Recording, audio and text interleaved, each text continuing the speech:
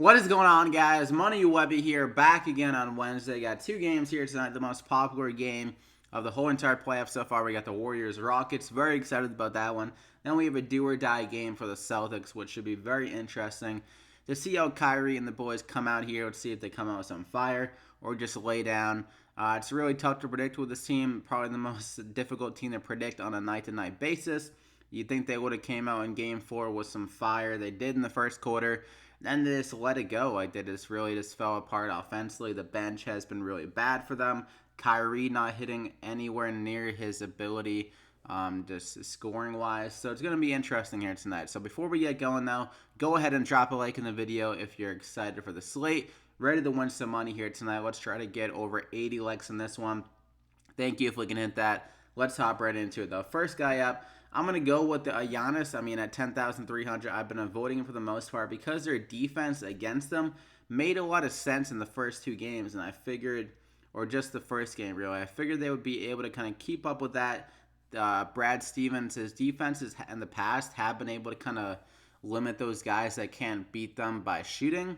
That can't beat them by shooting and just kind of focus on him driving down the lane, but it seems like Giannis is just still too much. Al Horford hasn't looked the same defensively since Game 1, and Giannis has been getting his way, and it seems like they almost look content with him just kind of beating them and not having the other guys get involved at this point, because that's pretty much what's happened the last game, really, where he was just able to go off. At least they had somewhat of a chance to keep it close, even though he had like his best game of the series. But still, 70 and 69 DraftKings points the last two games. And Chris Middleton has been faltering a little bit. Be interesting to see if he kind of steps up back again, bounces back a little bit in this game. But I think Giannis is just so safe because his rebound totals have been great. He gets the blocks and steals always. And he's been getting to the free throw line a lot. So he's just one of the safer studs and always has that great upside if he can have those big rebound lines. So I'm going to go ahead and lock him in there as my first guy. Then I'm going to go with Kyrie Irving. Like I said, it's going to be interesting to see if he bounces back here. And even though he's been struggling so much with the shot, he's still putting up big lines. I mean, 49 DraftKings points with him shooting 31% for the field. He was more aggressive getting to the free throw line a little bit more, and he was playing more minutes because Rozier and the bench guys have been struggling so much. So if this game stays close throughout, Kyrie Irving could get 40-plus minutes pretty easily, I would say. And typically, Kyrie Irving, I feel like throughout, I don't know, I was just kind of looking through his playoff history, and one of his biggest games was in this same situation, Game 5, going to Golden State in a hostile environment. So let's see if he can feed off that again here, or maybe his mind's already made up that he doesn't want to play for the Celtics team anymore, and he just kind of lays down. I mean, he's an impossible guy to predict.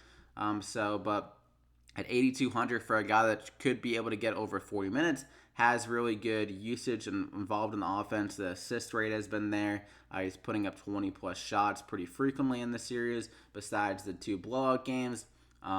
So really good upside. I think he's going to go over 45 DraftKings points in this game. A nice friendly price tag at 8,200. So I'm going to go ahead and lock him in there as my second guy. Then I'm going to go with Marcus Morris at 5,300 for the Celtics as well. He's been their one consistent player offensively for them.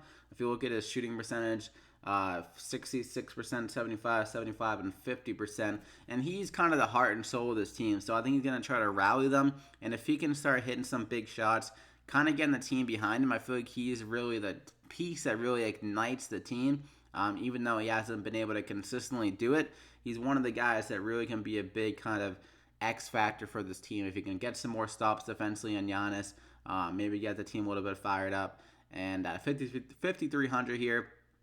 I'm assuming that the starters will get a lot more run here than typical, as it's a do-or-die game. The bench has just been so bad every time they go to him. It seems like the lead or just they're giving up like a bad run to the Bucks or something like that. So 5,300, not a bad price tag. I think he can give us over 30 DraftKings points again. So I'm going to go ahead and lock him in there as my third guy. I'm going to go with Jaylen Brown as well. Another, probably the second best player in this series is consistency-wise and scoring on the offensive end. So it's going to be tough for Kyrie, Morris, and Jaylen all go off. But with their price tags, I feel like one or two of the three can give us some really big games. I mean, they've been the the most active guys on the offensive end. They've been filling it up pretty well. Jaylen's been getting some more rebounds, getting a few more assists as he's been on the court a little bit more. And he just looked like more in his element in the series, probably because he's one of the few guys on the Celtics that can kind of match the length and athleticism of a guy like Giannis on the offensive end. So 4,700 here. His price is down for whatever reason, even though he's still putting up solid lines. And that's pretty much the main reason why I'm on him, is because his price is back down to 4,700. And like I mentioned before, I think the starter is going to get more run. And Jaylen Brown is definitely a guy that needs to be on the court here in this game. Can't have the bench guys ruining the game again for them. So I'm going to go ahead and lock him in there as my fourth guy. Then I'm going to go with Steph Curry at 7,900. This Rockets team has played some really good defense against them, but Steph Curry is a guy that you can't contain for long. Started to break out a little bit last game, had to drive a little bit more, but the three-point shot still wasn't dropping. But if there was ever a time for Steph Curry to finally wake up, it'd be going back to home.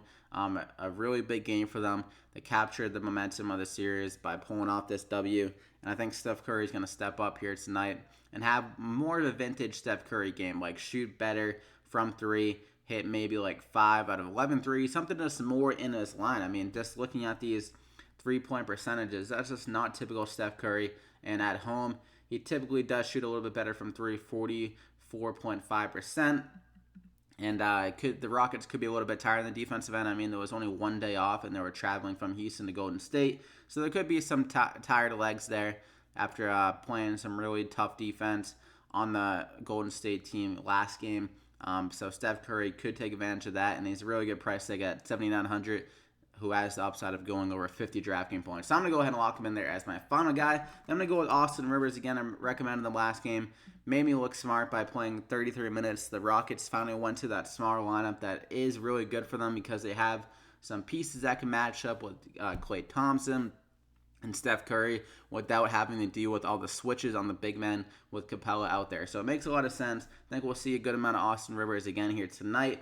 Maybe not the same upside, but still has that three-point making ability, and he can just do enough on the defensive end, maybe get a steal or two against a guy like Klay, Steph, and be just kind of that naggy guy on defense, kind of that Patrick Beverley type role. So at 3,500 here, still a good price tag for a guy that could play over 30 minutes again here tonight. So I'm going to go ahead and lock him in there as my final guy. So you still got 5,000 remaining per player, even though you have three guys that all could drop over 50 DraftKings points, and Kyrie Irving, Giannis, and Steph Curry. Then you got some safer options that have been playing really well so far in the series. Don't think they'll back down in the do-or-die game, and Jaylen Brown and Marcus Morris. And then we got Steph Curry.